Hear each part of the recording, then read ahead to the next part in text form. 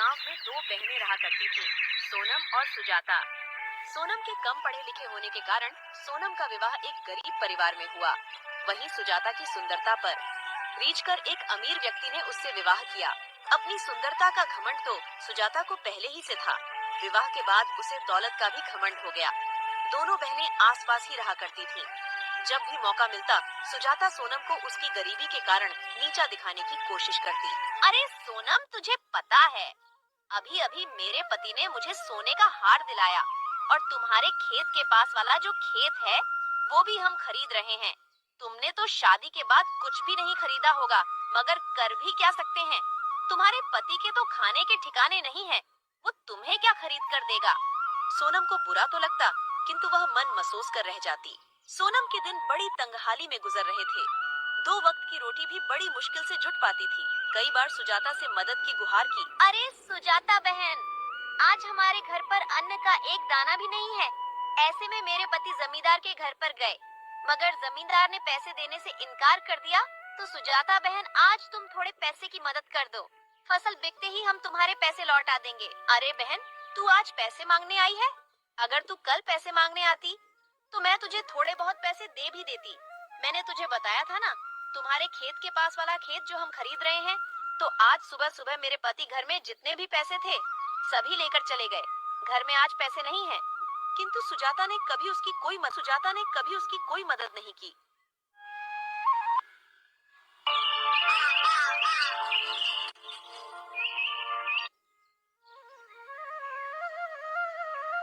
एक दिन सोनम ने सोचा, सुजाता ने भी पैसे देने से इनकार कर दिया।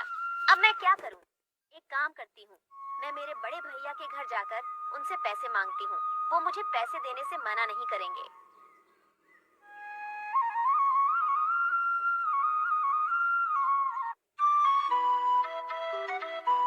आगे बढ़ने पर उसे एक बूढ़े बाबा दिखाई पड़े।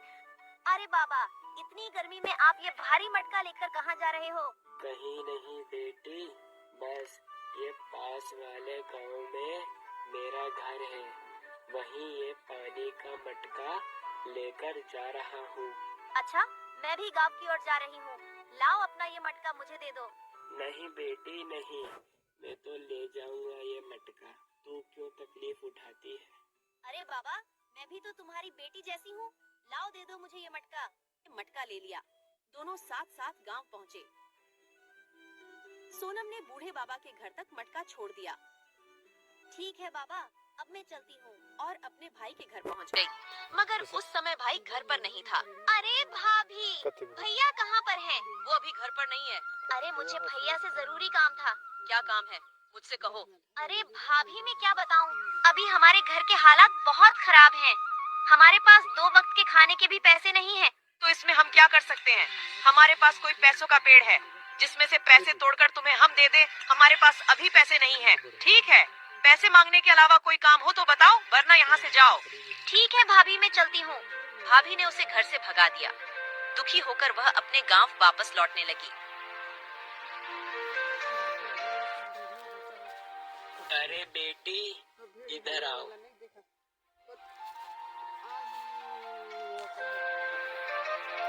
अरे बेटी, तो इस गांव में किसके घर आई थी?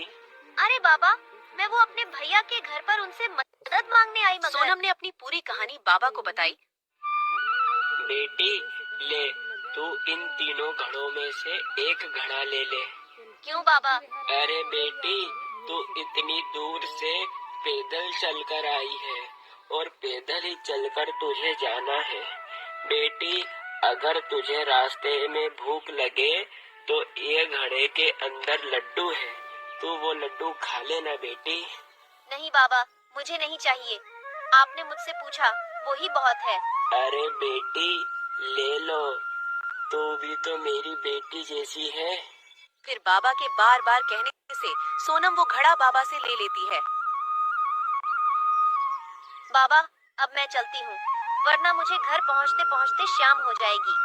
और फिर अपने घर की ओर जाने लगती है।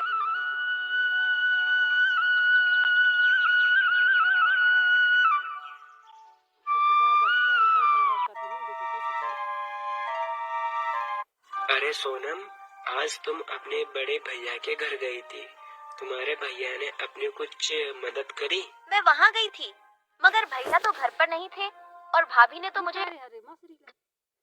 ये मेरा कर्म है। और बेटी, तुम दोनों को मैंने इस गांव में पहली बार देखा। तुम दोनों इस गांव में किसके घर आए हो? अरे बाबा, इस गांव में मेरे बड़े भैया रहते हैं, उनसे मिलने हम इस गांव में आए हैं।